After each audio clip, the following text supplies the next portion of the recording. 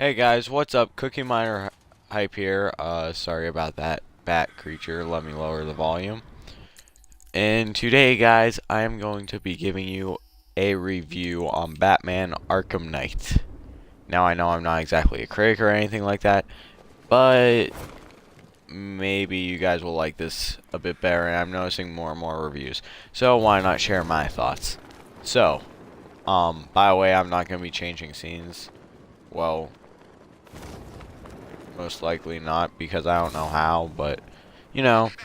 So anyways, let's get into the positives first. So start out with the Batmobile almost at the very beginning, this thing. And it's good when it's the car. And what I mean by that, for people who don't know, it turns into a tank.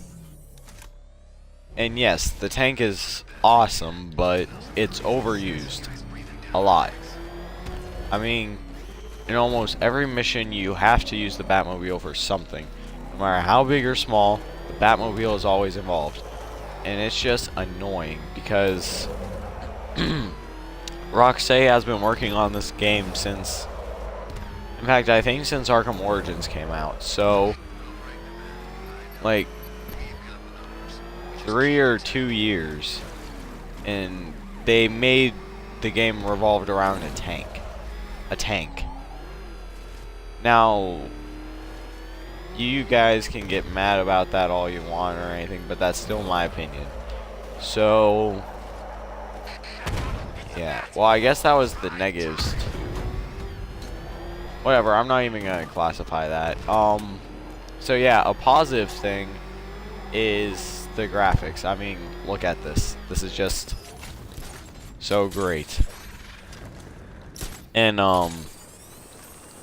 whatchamacallit, the storyline is also great because it has Scarecrow attacking Gotham with a fear toxin thing to try and kill, well, not kill, but attack the whole eastern seaboard. So yeah, it was good in a lot of ways, but I'll get to the bad part about it in a minute.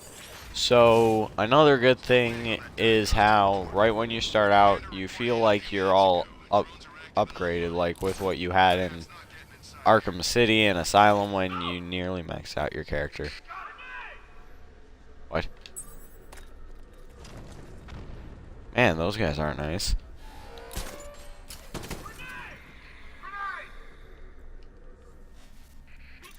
My armor can take it. But yeah, anyways, so I thought that the storyline was good and the graphics were good, and the game was completely worth it. But now we're getting into the negatives. One, for Xbox One, there's just a lack of DLC considering all skins and stuff, because if you look at PS4 and all that, if you look at PS4 and all that, they have so much more stuff than Xbox One, which I don't understand. They better make a few free things for Xbox One when they release DLC. Like, they should have released some skins, and the DLC that's coming out, I'm not trying to insult it in any way yet.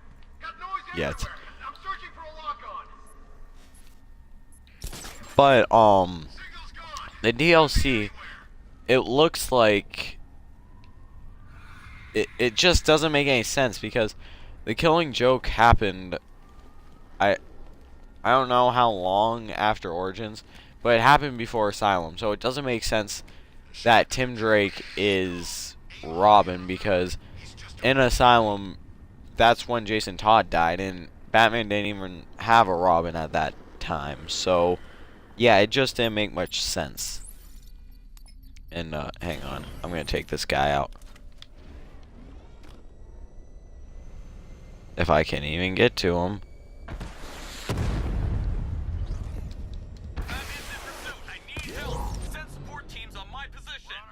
Okay, never mind. But anyways, so yeah, the DLC for this game, it doesn't look like it's even good, like as in graphics wise. Okay, where are you? But yeah, another good thing is the updated graphics and all that, as you can see, and the skill tree to upgrade yourself, and the map, and just how much stuff there is to do. Now then, time to get into the bad. Wait, we're already in the bad stuff. Never mind. Okay, but yeah, here's another bad thing about just how annoying it is that Arkham Knight and Scarecrow are the main villains of the game, and they barely fight at all. I mean, there was this huge hype that you get to fight this new villain, Arkham Knight, which would put Batman to his knees, and he didn't. He had an army of tanks to do it. And even when he did that, it still didn't have much of an effect on Batman.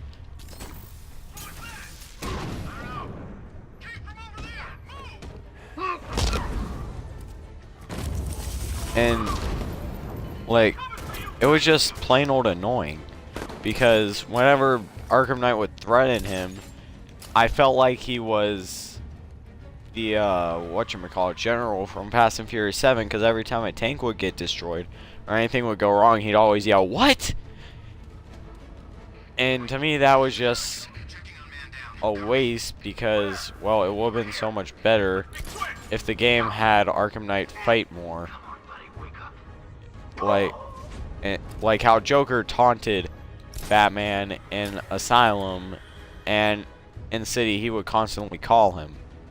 But instead, we get tank combat by unmanned drones, how convenient. And Batman gets to test out his tank, also convenient. But yeah, that part was just annoying to me.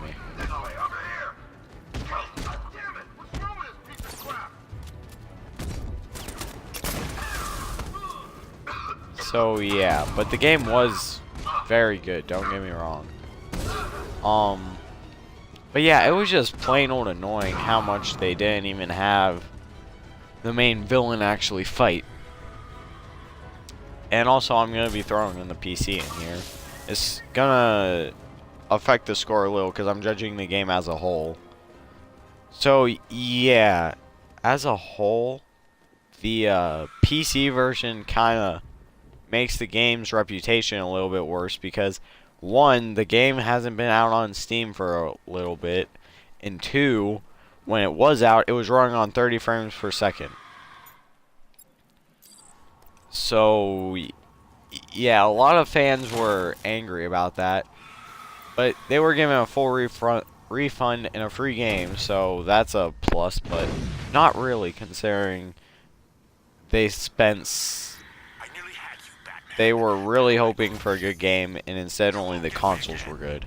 Unless, of course, you found out how to fix the problem yourself and you're a total computer whiz, but I don't know how many people were. Anyways, so here's another... Where am I? Anyways, here's another negative, and this is another thing about Xbox One. They, Ah, crap. I lost my train of thought. Okay, well, I have a good thing, though. The free roam with the missions and all that, that's really good, mainly because you can capture criminals, and once you do, they either end up disappearing or end up going into jail. And that's just really satisfying for Batman fans because they feel like they are Batman, putting criminals away into jail and prison and all that. And yeah, what is this? Is this a clock tower? I'm sorry, guys. This is my first time reviewing a game ever, so bear with me. But yeah, here's here's a lot of people's favorite part about the game. When Joker appears. Now, at first I was a little bit angry because I thought, oh boy, it's another game revolved around the Joker, like this hasn't been done before. But it wasn't about the Joker. It was just a really good written story to have the Joker back in, and the way he came back, which was Batman still had a little bit of Joker's blood, but he had been suppressing the personality, and when the fear toxin was unleashed, he couldn't contain it anymore. So yeah, that was just really a well thought out way.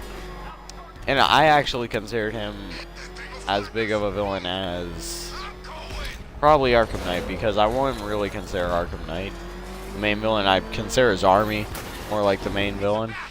I just consider him a secondary villain because he usually does nothing. So yeah, hats off to Mark Hamill too for not telling anyone. And here's another great thing about this game. You can actually find criminals driving in their cars, and you have two choices of stopping them: either hitting them with the Batmobile like so, and doing that, or you can actually get out of your car, chase the car, land on any part of it, pull the driver out, and beat up the people. Which I prefer that way, but I'm gonna drive in the Batmobile mainly because it's a lot more difficult, and you know what, let's do it. So yeah. Now then, back into the negatives. By the way, this game is gonna get a pretty decent rating. I'll tell it at the end, but yeah, so another negative is how there's almost no talk, like actual talk between any character about Arkham City and why Batman is so feared now. I mean, he was in like a depression at the end of Arkham City, and it never explained it, or never explained why he was in a better mood. And yeah, all you people can say, well, it's been a year, Batman could recover, but no, that's not how it will work in Batman's mind, mainly because he blamed himself for Joker's death, and whatchamacallit, it was kind of his fault, although it was the Joker's a little too. But yeah, it never explains why Batman is now feared more, when in Asylum they were actually willing to taunt Batman constantly, not caring about the effects, and when it did happen, they wouldn't even regret what they did. So yeah, it just didn't make much sense to me. Maybe you guys know, maybe it explained it in the comics why he wasn't depressed and why criminals feared him again, but yeah. And then here's the most angering thing I know about. The Riddler is back. He, not even like as a cameo or anything, he's back like how he is in all the other games, except much worse, because he prevents you from getting a 100% complete ending unless you beat him. And I'm pretty sure, not 100% sure, but I'm pretty sure you have to get all the Riddler trophies in order to get that secret ending, which I'm not going to tell you guys because I'm going to shoot for it. Just not going to record the Riddler stuff. But yeah, Riddler's just the most annoying villain I have ever seen. I mean, and he made racetracks of all things. Freaking racetracks for the Batmobile to drive in. I don't even know why he would do that, because Batman in the last 2 or 3 games, I'm sorry, since Arkham Origins is kind of canon, he barely relied on a vehicle at all, if not at all. But yeah, and to me, it was just really annoying that Riddler would come back, and then he would make stuff specifically for the Batmobile. After claiming he's Batman's intellectual equal, that's just not even a smart thing to do. I mean, really, it just doesn't make much sense to me, and well, it makes sense to me, but it's just really annoying that one, the Riddler has to take part in everything, and two, that he had to make the game just that much more complicated. So yeah, and I got one more thing I want to discuss before I finish this video and give the rating. So let's talk about the sidekicks and their stories. Well, in the trailers, it showed Batman with his sidekicks fighting, and it made it look like you could actually play as the sidekicks or have them help Batman in his journey to save Gotham. Or adventure, I'm not even sure. But you only get to play as Batman, or not Batman, Robin, Catwoman, and Nightwing only a few times.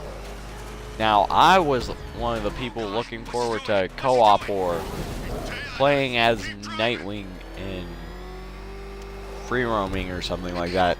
But no, we got like maybe 3 times we got to play as each character. Maybe even 4. But yeah, that was really angering because they hyped that feature up a lot. And as it turned out, it didn't even do what it said it would. Maybe they're planning to release a DLC where you can free roam as the characters. And I may get that as long as there's a story. If there isn't a story, I'm just no. But anyways, so yeah, that was another letdown of the game. So here is my rating for the game. I give the game a 7, counting the PC. If the PC wasn't involved, then I would give console version a 8. But I'm counting the PC version. And if I wasn't counting the console version, the PC version would probably get a 4 or 3. Because it was just awful. So yeah, that's my rating on it. Mainly because it didn't fulfill what the hype was. Well, not completely. And it also just overused the Batmobile a lot. I'm sorry people who enjoyed it, but I don't want to spend my time playing Batman Arkham Knight Tank Edition or something like that. Anyways, guys, so yeah. So if you like this video, don't forget to like, comment, favorite, and subscribe. So goodbye, guys.